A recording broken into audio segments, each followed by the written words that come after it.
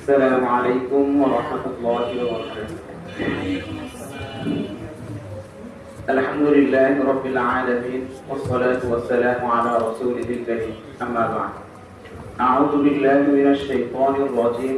بسم الله الرحمن الرحيم. وقل جاء الحق وزهق الباطل. صدق الله العظيم.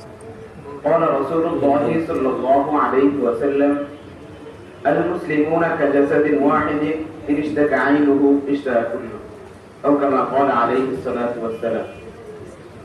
জামিয়া আরবিয়া দারুল উলুম দেওবন্দ মাদ্রাসা ছাত্র কাফেলা কর্তৃক আয়োজিত সাপ্তাহিক বক্তৃতা সেমিনারের সম্মানিত সভাপতি, বিজ্ঞ বিচারক ও সুদক্ষ পরিচালক, আমার সামনে উপবিষ্ট বাংলার দূর দূরান্ত থেকে আগত একজাত এলেম পিপাসক ছাত্র ভাইরা, সকলকে জানাই আমার অন্তরের অন্তঃস্থল থেকে এক উচ্চ লাল গোলাপের শুভেচ্ছা। আজকে আমার আলোচনার বিষয়বস্তু হলো ইরান এবং লেবাননের মানসিক বিপর্যয় এবং যুদ্ধের বলি সাধারণ মানুষ। এই বিষয়ের উপর কিছুক্ষণ আলোচনা করার চেষ্টা করব ইনশাআল্লাহ তাআলা।